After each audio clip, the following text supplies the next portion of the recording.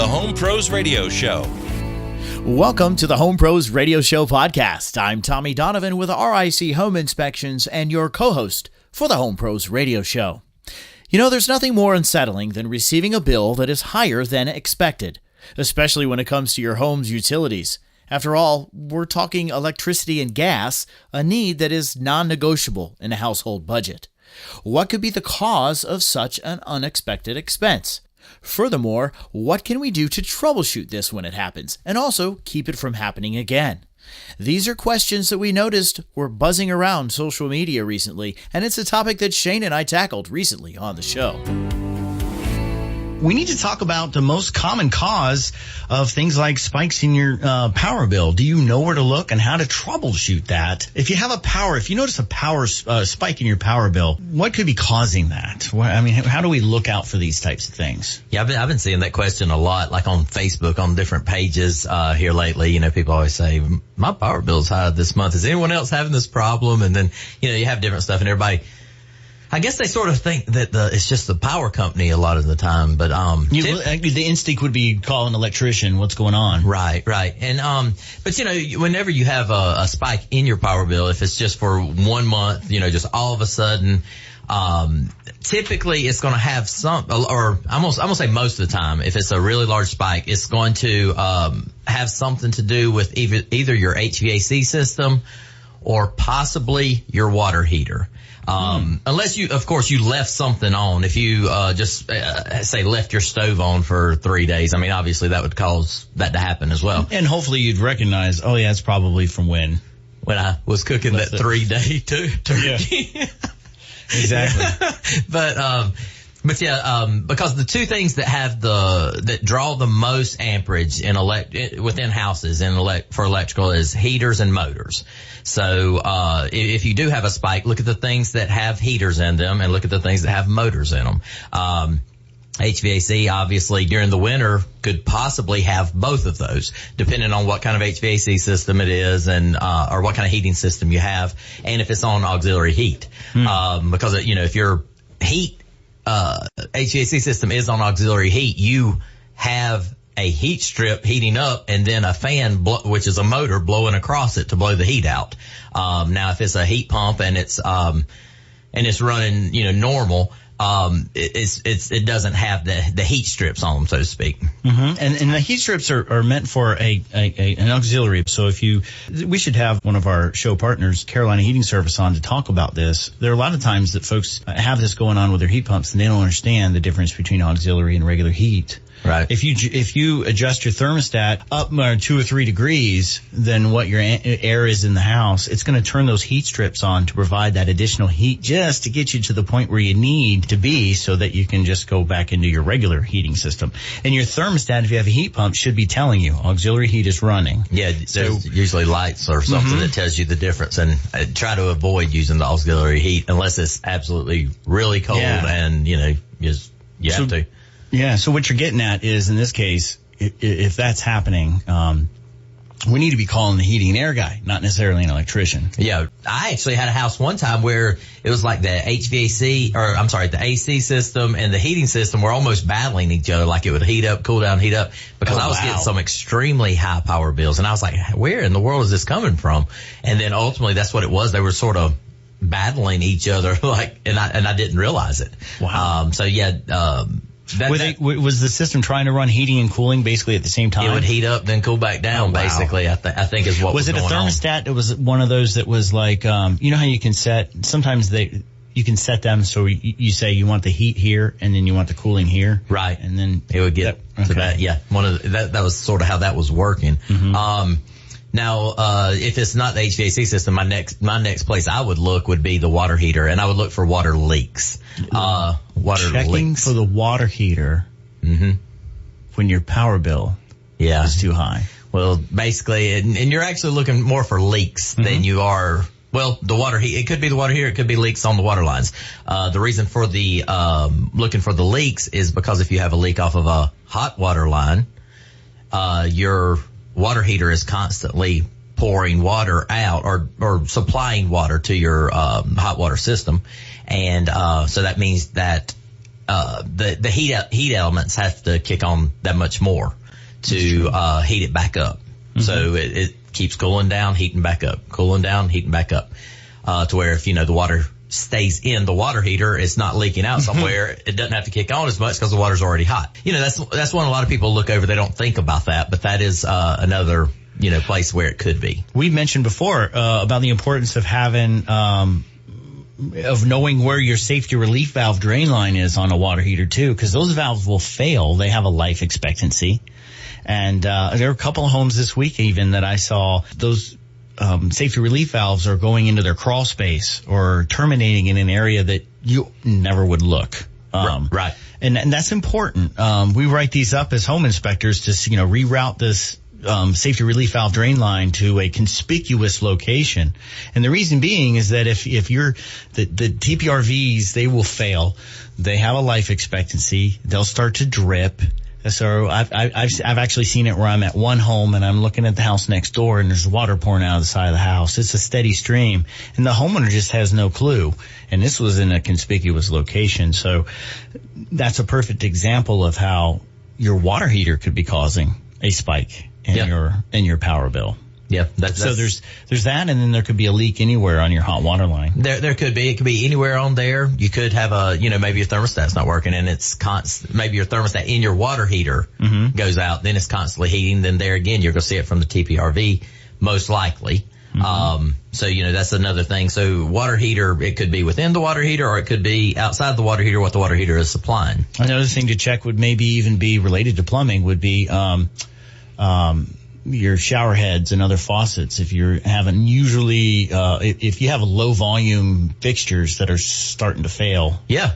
I mean, I have been in houses where, there is a slow leak, a slow drip out of, say, the tub faucet, and then you reach down there, it's scalding hot water. So yeah, it's on the hot water side. You're heating water that you're not using. That water heater's still going to kick on, once the temperature in that water gets down below a certain temperature. And a way to reduce that, even if everything's working properly, would be just to turn your temperature down on your water heater. A lot of people have it turned up so high and it's heating water constantly because you're trying to keep water 140 degrees when you never use it over a certain or you never run out. So I mean, it's recommended 120 degrees. No hotter than 120. So that's another thing, and that way it doesn't have to heat the water as often. Or another way to save the money, possibly. Another thing that I would think of would be old appliances. Not only because they're not Energy Star rated and all this. I mean, that is definitely one reason because, the newer appliances do use less energy. But, another thing about old appliances is, let's say, the motor. The motors are seizing up a little bit. So they're not running as smooth as they used to be. Now you have, you're pulling more amperage trying to turn that motor that is not as freely spinning. Isn't running as efficiently as it used to be, right? Correct. So, that's three major things that I see that could really cause a larger spike. Now there's all kinds of other things that can drain, electricity in the house. Like older appliances are known to have what they call phantom power drains, where it looks like they're not on, but because of the way their inner components are worn out or too old, they could be drawing power even though they're not. Right? And what about device charging? Yeah. Look at all the things we have that nowadays that you're charging. I mean, I always have chargers on and laptop plugged in, even if it's not on. And how many times do we have a phone at 100% and we're like, well, I better plug it in. It might go dead. I'm gonna see if I can get 150% on this. Yeah. That's a good like idea. One of them talk shows. I'm 150% sure. Yeah, exactly. Let us know if you can get there, folks. Call us. You could have things like voltage leaks, which are rare but can happen, correct? Yeah, there are things out there that will pull power, like especially all your electronics and stuff that pull power even because they're actually in standby mode. They never really shut off. Anything like, for instance, anything with a clock.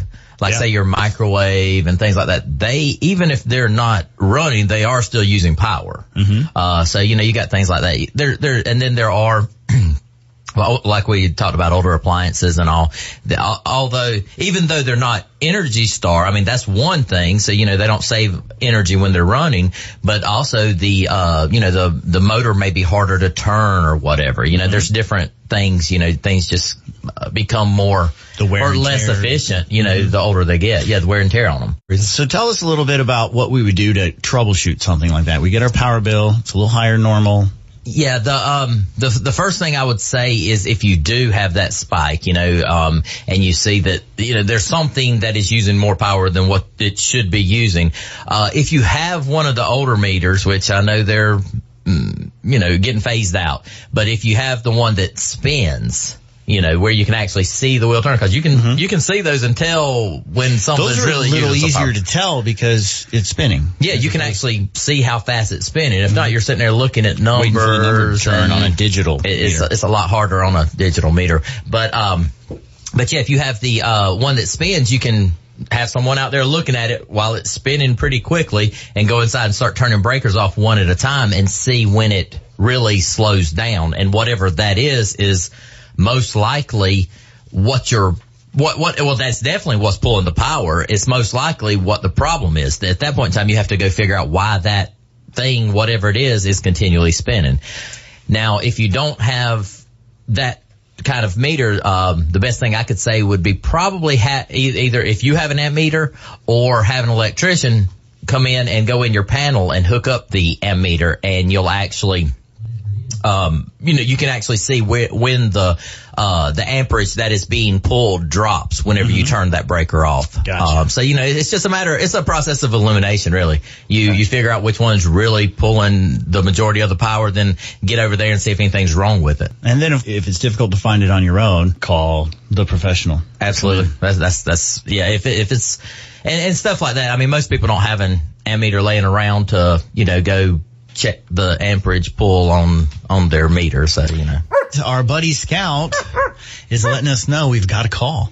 He's watching the phone lines for us. It's Ed from Morganton. Ed, thanks for calling in. How can we help you out this morning on the Home Pros? So I guess I'm going to the dogs this morning. Is that what you're saying? The dogs? Because Scout. The dog. Oh, yeah. Yeah. Yeah, that's right. Well, he didn't growl, so I think we're okay. Hey, listen, I've unfortunately had to turn my heat on. And I've noticed that throughout the house, it's not staying an even level. Can a digital thermostat lose its calibration? Yeah, it can, because it's like that in my house. Speak from experience, though. Yeah.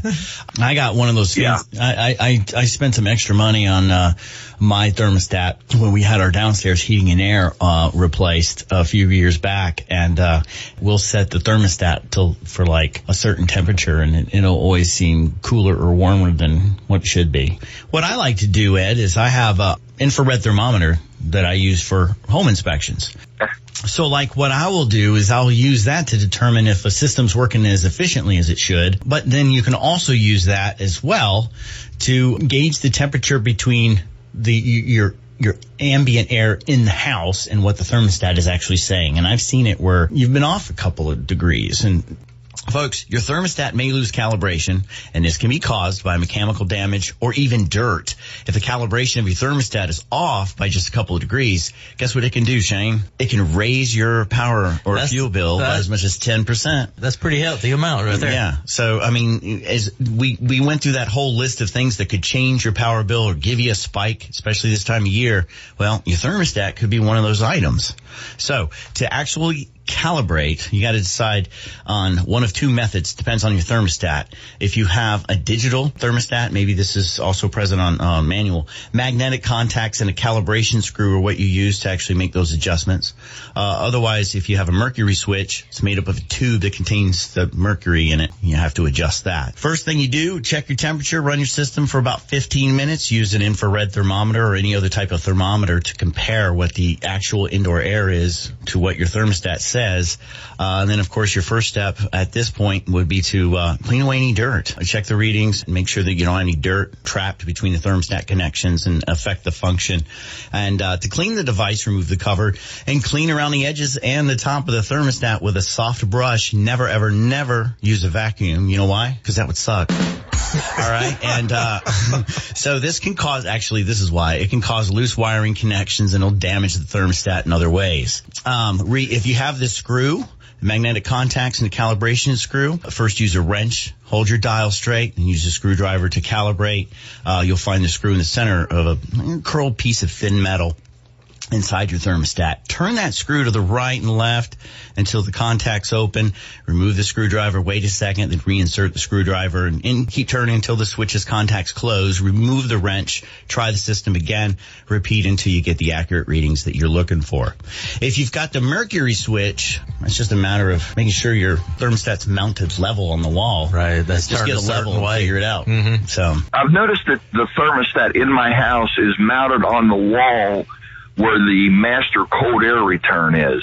Mm-hmm. So that wall probably absorbs the cooled down air as it's being heated, and the warmer air as it's being drawn into the cold air return. I don't know if that could have any variable on it or not. That's typically the location where the thermostats will be placed. Typically, that's by the cold air returns. Yeah, close to it, because that's just a good place to measure the temperature of the air. So that way, that way it's not in front of a supply, because obviously if it's in front of a supply, you're getting the conditioned air. Your air is going to be either warmest or coolest, depending on what you're running, where your supply ducts are. And what you want is, I guess you could call it worst case scenario, as it's going back into the return. What the thermostat is reading is what the temperature of the air is right before it gets conditioned, if you will. Yeah. Okay.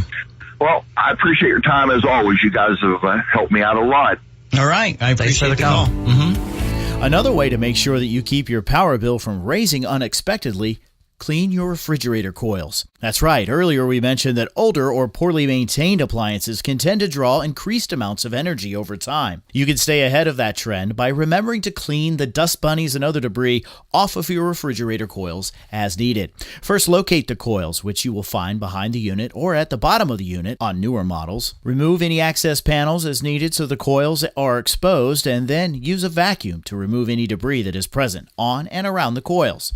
Take the time also to thoroughly clean the floor and walls in your refrigerator space as well. Next, use a refrigerator coil brush to clean any additional dust, hair, or dirt from those coils. A simple household duster will do the trick as well. Finish up by cleaning any additional loose debris that you find, and you're ready to place your refrigerator back into service. It's a simple task that you should consider completing once every 6 months, and it will ensure that the refrigeration process is working as efficiently as possible in your fridge or your freezer.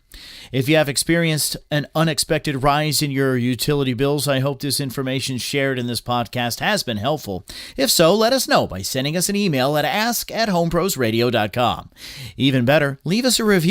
Your feedback helps us to ensure that we're sharing the information that our listeners need. Speaking of sharing, please forward our podcast to any friends and family that you know who can benefit from our help. Share our program and click subscribe so you can stay up to date with every Home Pros Radio Show podcast as it's released. I'm Tommy Donovan with RIC Home Inspections. We'll look forward to being with you again next time on the Home Pros Radio Show podcast. Thanks for listening to the Home Pros Radio Show. Meet more Home Pros at homeprosradio.com. There, you can also catch full episodes of our show, along with additional information to ensure that your home is in perfect shape. It's the Home Pros Radio Show, brought to you by Prime Lending, home loans made simple. The Home Pros Radio Show, online at homeprosradio.com or on the radio at 94.5 WGTK, The Answer.